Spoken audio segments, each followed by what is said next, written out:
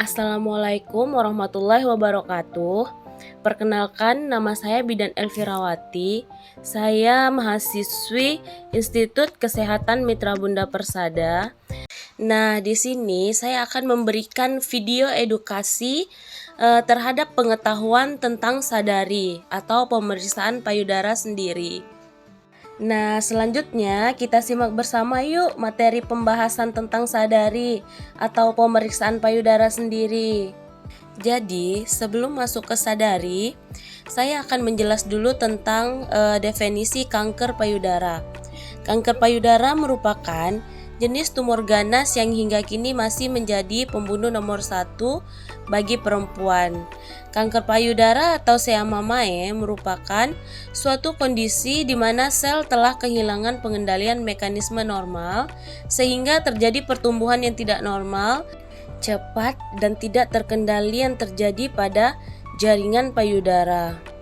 Nah, data menurut WHO pada tahun 2018 menunjukkan kasus kanker yang paling banyak terjadi di Indonesia adalah kanker payudara, yaitu 58.256 kasus atau 16,7%.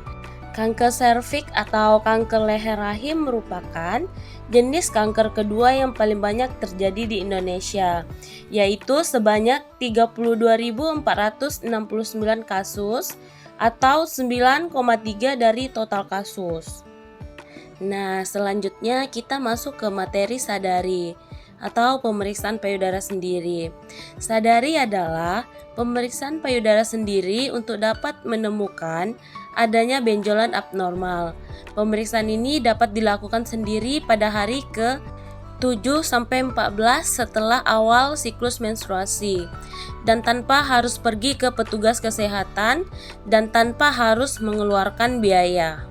Screening kanker payudara dilakukan pada remaja usia 15 tahun karena waktu yang ideal untuk diberikan pengetahuan sadari, di mana pada masa ini akan mudah memahami untuk mendapatkan informasi dan sering terjadi perubahan serta kelainan pada payudara. Untuk itu, pada saat remaja harus lebih dini melakukan sadari agar lebih efektif untuk mencegah terjadinya kanker payudara pada lansia atau usia 70 tahun. Nah, selanjutnya kita akan membahas tentang langkah-langkah pemeriksaan payudara sendiri menurut Nur Ana tahun 2018. Nah, yang pertama, berdiri menghadap cermin. Jangan khawatir bila payudara tidak simetris atau tidak sama.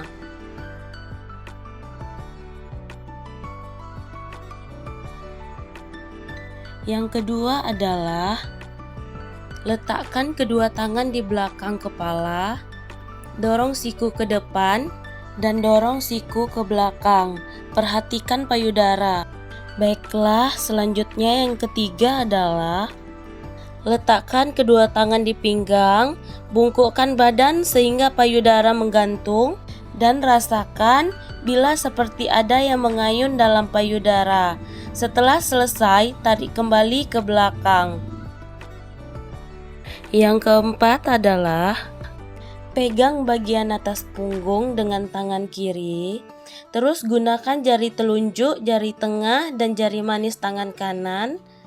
Perhatikan payudara kiri sampai ketiak. Lakukan pemijatan dari atas ke bawah atau bentuk lingkaran-lingkaran kecil. Lalu, lakukan gerakan lurus dari arah tepi payudara ke puting. Dan sebaliknya, ulangi proses yang sama pada payudara kanan.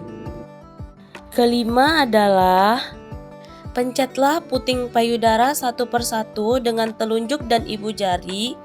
Bila ada cairan keluar, konsultasilah dengan dokter. Yang terakhir adalah berbaring dan letakkan bantal di bawah pundak kanan. Angkat lengan kanan ke atas. Cermati payudara kanan dengan menggunakan ujung jari telunjuk, jari tengah, dan jari manis kiri. Tekan dan rasakan seluruh bagian payudara hingga sekitaran ketiak. Cermati payudara menggunakan 3 gerakan sebelumnya. Ulangi langkah ini pada sisi berlawanan untuk payudara kiri. Nah, selanjutnya 70% tingginya angka kematian pada pasien kanker disebabkan keterlambatan penanganan pada stadium awal.